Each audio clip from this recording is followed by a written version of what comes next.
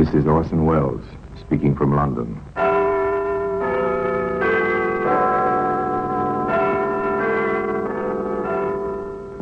The Black Museum. Here in the grim stone structure on the Thames, which houses Scotland Yard, is a warehouse of homicide, where everyday objects, a light bulb, a broken mirror, a stained blotting pad, all are touched by murder. Here's an auto service card, issued by a garage to show that a certain motor car was oiled and greased, and the speedometer reading was 15,001. According to the card, his car had done 5,001 miles in the first. By the following day, he'd added another 160 miles to the speedometer reading. And he told you, Inspector, he hadn't been on any long journeys. He'd forgotten the speedometer reading on the service card. They all overlooked something. And the harmless-looking service card, which George Dalton overlooked, was instrumental in convicting him of the brutal murder of his own mother and father. That's why it's earned its place here in the Black Museum.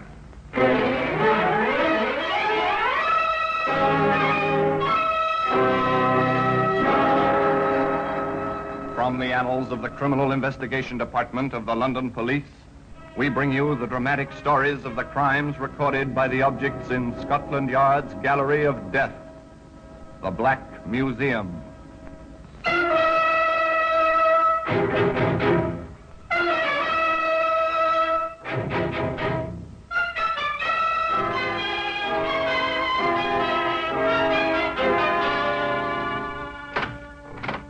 Here we are in the Black Museum. As beyond these stone walls, the life of London flows as ceaselessly as the muddy waters of Thames. Here, it's silent. Let us walk under the frieze of death masks, the masks of criminals of bygone days, suspended grimly under the ceiling. That glass funnel means nothing until we stop and read the card beside it. Once this funnel was used to pour acid over the body of a woman. Insignificant in itself, easily broken, but was strong enough to hang a murderer. Now, here's a pair of spectacles. Over there's a powder puff. And here's what we're after, the buff-colored service card. As I open the showcase and take it between my fingers, I ask you to come with me back to 1947. We're calling it the quiet suburban house of Mr. and Mrs. Dalton. Live in South London. It's a respectable district populated by respectable middle-class people, but the Daltons are in trouble. The cause is their only son, George Frederick. They're discovering that George is not as other young men of his age. To his parents, he is, at the age of 23, a problem child. He's not a bad boy, Fred, you know that. But he just doesn't seem to settle down. I know his trouble. Oh, don't be too harsh on him. He won't work. That's what's wrong with the young devil. Oh, Fred. Well, how many jobs has he had since he came out of the army? I don't know. So many you lose count. And even the army couldn't do anything with him. Absent without leave half a dozen times. He spent more time in detention than he did on the drill square. Here he is. Oh, dear, he's upset again. Now I expect you'll turn the radio on. Oh, George, for heaven's sake, don't turn that radio on. I've got a headache. Oh, go to hell. What did you say to me? I told you to... Here, you get away from that set. George! Joe, you put your hands on me. Go to your room. But I'm You sure... protect me. I'm sorry, Dad. I'm sure he didn't Go to mean your it. room. I didn't mean it, Dad. I'll sweep up this mess and we'll have some tea, shall we? All right, young man. For your mother's sake, I'll forget it. But I'm getting straight on the telephone to my old friend Jim Spencer. He's got a jeweler's shop in Clapham, and he meets a lot of people. Maybe he can advise me about fixing you up with a job.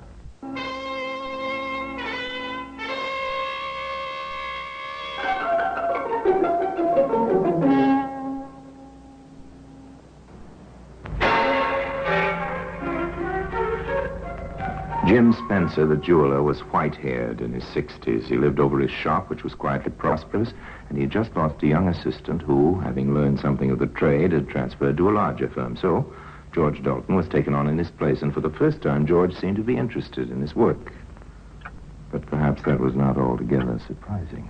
Pass me my eyeglass, will you, my boy? There you are. Thank you. That's a very nice pendant you're working on, Mr. Spencer. Yes, it is, isn't it? How much is it worth? Why, give 100 guineas for it, then sell it at 120. Would the owner sell? Not this one. But I always keep a few £100 in the safe there, just in case I get a chance to buy something like this. Now, where did I put those tweezers? To Mrs. Dalton's delight, her son was still working in the shop at the end of 6 months. But young George was rather less interested in the work than in the end product. And above all, he was interested in that safe. He even had a duplicate of the key made. He had a duplicate of the door key, too. Perhaps he didn't quite know what he was going to do with his keys, but in a steamy cafe behind the bright lights of Piccadilly, he found a friend who had ideas. If you ask me, chum, I'd say you were sitting on a blinking gold mine. Hey, what do you mean? Yeah, come off it, George. We did 90 days detention together in the army, didn't we? Yeah? I know you're not quite daft. I mean, all you got to do is to get the key of the door, the key of the safe, and... Well, I've got those. Well, you have. There they are. Well, for crying out loud, what are you stalling about? Well, I've never pulled off a real job, Charlie. It's a bit of a step to take, isn't it? It's up to you, Cook. I know what I'd do. I'd slip in about 2 o'clock in the morning. Here, Charlie. Would you come with me? Why? Do you want to make it a business proposition? Yes, I do. Look, if we broke in together... Quiet. Pay the bill. Let's get out of here. Okay. Here, where do we go? I'm taking her down to the Elephant and Castle. Meet Slash. We work as a team. He's the boss. It's the only safe way. Slash has got brains. He'll put you right. Come on, I'll introduce you. So George Dalton started his professional career. Yeah, you know this gone well to you, Charlie? I'll say we did 90 days together, didn't we, George? Yes, that's right. Okay. And you want to join us, do you, George? I want Charlie to come in on this job with me. That's the idea. The idea's okay. And we need a jewellery expert in the gang. But get this, pal. I'm the boss. And what I say goes. Do this job, you and Charlie, and take 50% of the profits. The rest goes into the organisation. Understand? Do you agree to the terms? Yes. Yes, I agree. Then that's fixed. Shake on it. This clinches it. And remember, there's no funny business in this outfit. I suppose you know why the boys call me Slash. I think so. I carry a razor. Remember that, George? Not that I'd use it on you, but I thought I'd mention it in passing. George is okay, I've told you. Of course he's okay, and I'll fix up a car for you tomorrow night. A car? Yes, it's all part of the service. You're busting into the Spencer shop tomorrow night. So you've got all day tomorrow to fix the burglar alarms. And those burglar alarms took quite a bit of fixing. But by closing time, George Dalton had traced and snipped the wires.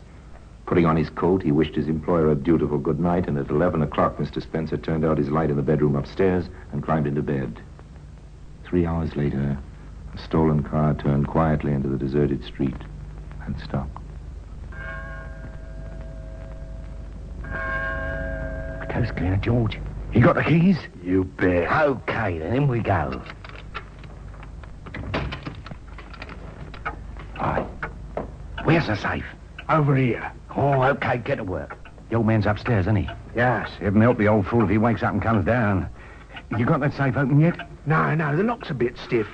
Here, Charles, Yeah? shine the torch this way. Come on, what's it? Jumping Jakes, what the place is you doing? I'm sorry, I knocked a tray over. The clock made me jump. Here, let's get out, quick. Open that safe, you stupid swab. It's jammed, Charlie. Yeah, come on, let me have a go. You sure this is the right key? Of course I'm sure. Here, look, Spencer will be awake now. We must get out. You idiotic clock, this isn't the right key. Yes, it is. And the lock's open. Pull the door. Look out, the old man's coming. Here he is. Who's there? Get him. The keys! Get back! Grab what you can and run for it. Okay. I've got 2 trays of rings and some notes. Come on, let's get out. The jeweler was found, lying in a pool of blood. 10 minutes later. The neighbor who found him called the police immediately, but needless to say, there were no signs of the thieves, and they had left no clues. And Mrs. Dalton stated that her son had been at home in bed on the night of the robbery. To the best of her knowledge, she was telling the truth. But 2 days later, her son visited his unfortunate employer and handed in his notice. You see, Mr. Spencer, I just couldn't go on drawing me wages while the shop's closed and you're here in hospital. You're a good boy, George.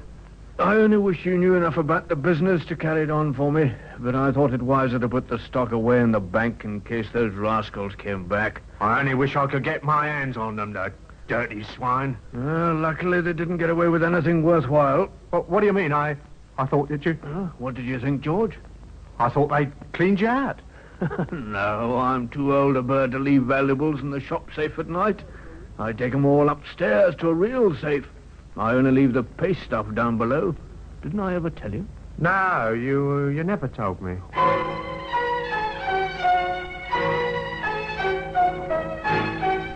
How much the old gentleman suspected, we don't know. If he did have any suspicions, he never had them.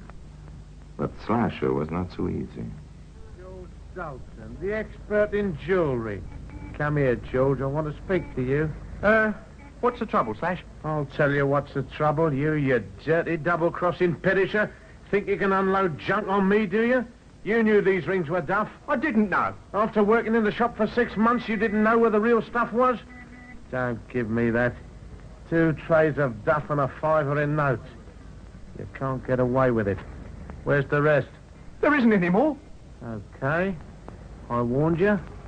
Here it comes. Put the razor! The slash of the razor across Dalton's left cheek unlocked the gates of an unquenchable hatred. With a flash of 6 inches of sharp steel, he became a killer, and he knew that the slasher must die. He would evolve the perfect murder with no clues, such as the service card which can be seen today among the exhibits in the Black Museum.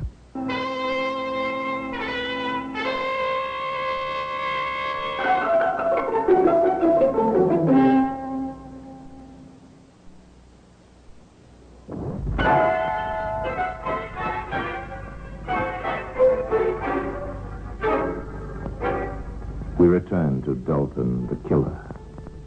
With blood still streaming from his cheek, he smiles at the slasher. And for the first time in his life, that individual is surprised, taken off his guard. I suppose I asked for that. Get out of here. You're not pretty. I've got your brand on me now. I've got to be one of you. What do you mean? You're a man of action. I like that, even if it hurts. Give me another chance. I'll do better next time. I never knew they made 'em so yellow. Get out. You stink. I've got a date here with a smasher and you might scare her away. Now scram. Here she comes. Henry, is that you? Right here, Toots. I never knew your name was Henry. Yet. Oh, hello, what's happened? Oh, he's had an accident. Just going. Hello there. Are you hurt bad? No, it's just nothing much. He's no friend of mine, Brenda. Come on, let's go. Okay. Good night, Henry. Good night, Brenda. I'm going to say some more of you. That's right, Dalton. You've made your choice. You're going to start with a girl. That will hurt him.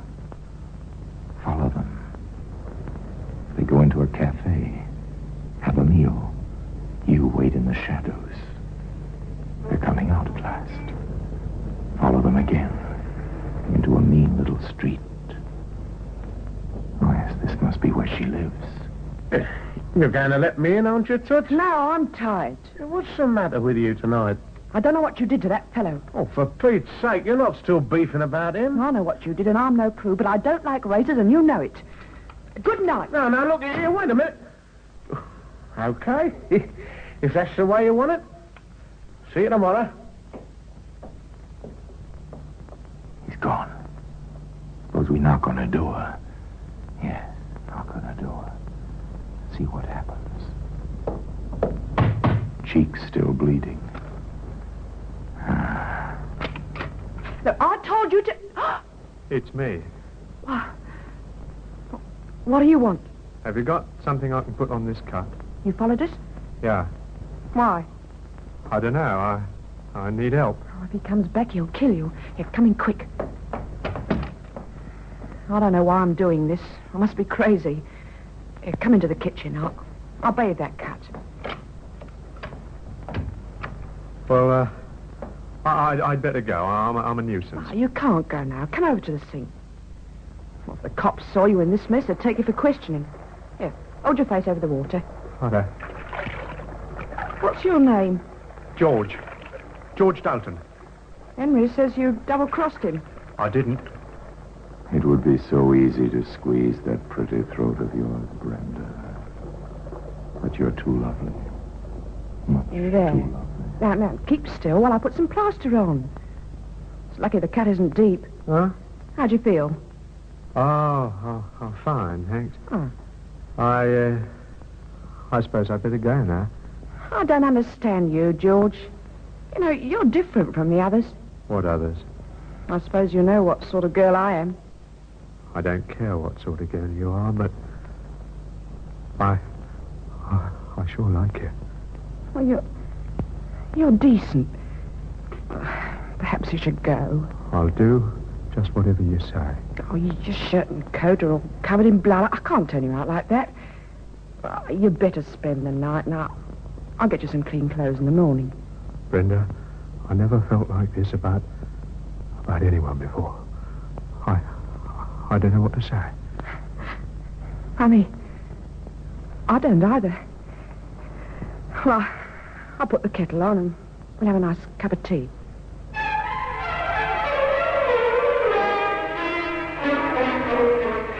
Tea. As much a part of London's life as Buckingham Palace and the Houses of Parliament. Brenda made tea. The next morning she went out and bought her new lover the clothes he needed. He put on the clothes she brought him and went home. He knew quite well what he was going to do, and that night he borrowed his father's car, and at 9 o'clock he drove to the bomb site, where he knew the slasher would be waiting for Brenda. And in his pocket he had a short length of lead piping. As he approached his objective, he saw a movement in the shadows. It was the slasher. Well, if it isn't the jewel expert. Yeah. You come into money? Hello, Slash. How you doing? Well, what's the idea? Not looking for trouble, are you? What do you think? Get back, you dope! Now, that squares out a count. Now, I'll put you under the rug in the back of the car and I'll take you for a little ride.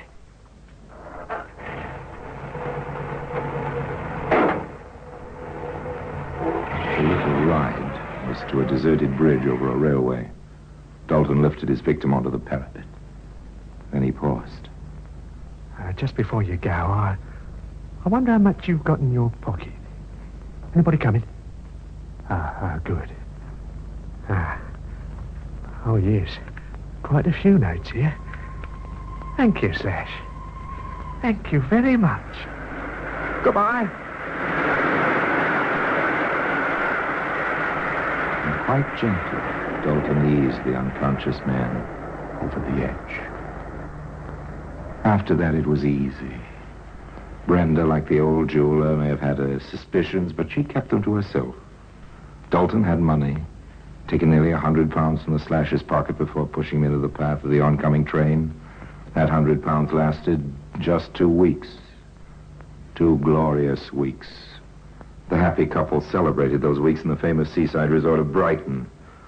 Then, on the morning of January the 1st, 1948, with funds running low, George Dalton took his father's car into the Carduck service station to be oiled and greased. Now, why did he do that? Superintendent Brandruth of Scotland Yard has the answer. There is no doubt that Dalton had already decided to drive to his parents' home and ask for money. He had insufficient funds with which to pay his hotel bill, and it was essential for him to receive help from his father. His father was always particular about the regular servicing of his car, and the son doubtless had this carried out in order to produce it as a sop for his father's wrath. And the speedometer reading was 15,001, duly recorded on the service card.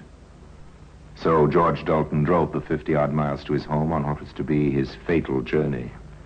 He was hampered by fog on the way, and when he eventually turned into his own street, the fog was very thick. Stopped the car outside his parents' house, went inside, and got down to business. I'm sorry, Father, but I've got to have the money quick. Well, who the blazes do you think you're talking to? You take my car for a weekend, you keep it for a fortnight? Well, I've had it serviced. I don't care if you've had it rebuilt. You'll never drive it again. Billy nearly got onto the police and reported it stolen by you. And now you have the infernal impudence to demand £50, just like that. If I don't have it, I'll go to prison. The hotel won't Then you'll have to go to prison. You'd have gone there a long time ago. It might have brought you to your senses. You're my own son, but I'm disgusted with you. Go on, get out. You can't send me away. Can't I? There's the door now. Now, go on, get out. Oh, no, you don't. Take your hands off me, you young rascal. Your mother. Give me that money, will you? You're mad. You're choking me. George, what have you done? He's dead. Stop that noise,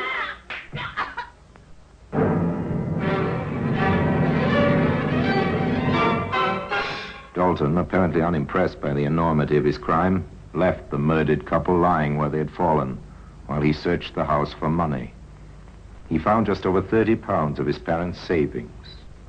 He drove the car into the garage, put his victims in the back, and covered them once again with a traveling rug. Then, as he cleaned the house and locked up after himself, as darkness fell, he drove to the nearest bridge over a railway.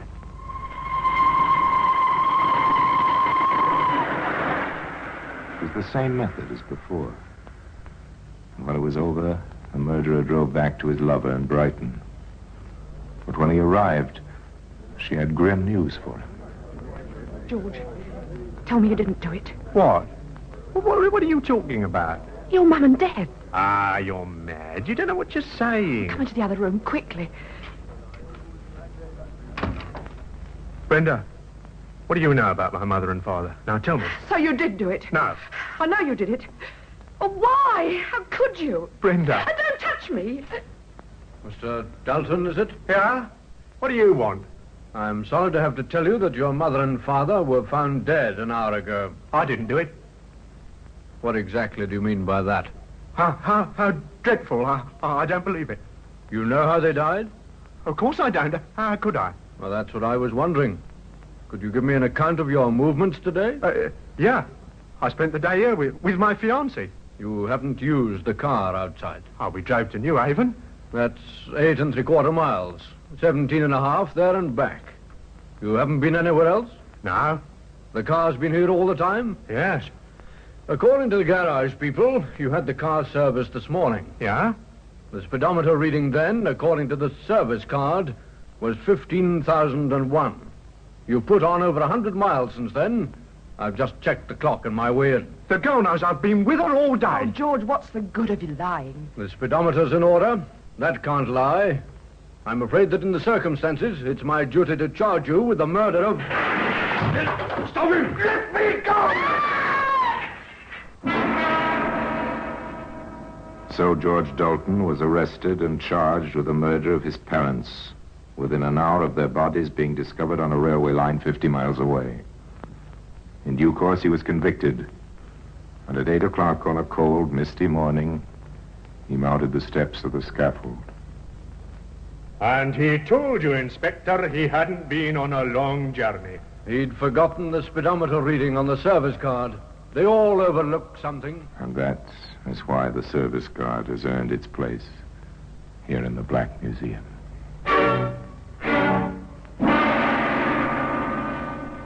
Orson Welles will be back with you in just a moment.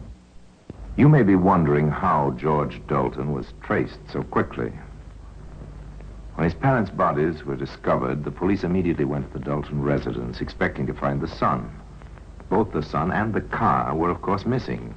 It was the work of a few minutes to trace the make and number of the vehicle, and the general alert was put out all over the country. Police officers visited garages, and the telltale service card localized the search to the Brighton area, where Dalton's name was recognized in the hotel. The girlfriend was questioned while George Dalton was already being tailed by a police car into the hotel forecourt. At this stage, of course, there was no evidence against him, but the police allowed him to get into the hotel before questioning him. So they proved the theory that by giving a criminal just enough rope, he'll surely hang himself, which is what Dalton did, with the aid of the buff-colored service card, which has earned its honored place here in the Black Museum. Now, until we meet next time in this same place, and I tell you another story about the Black Museum, I remain, as always, obediently yours.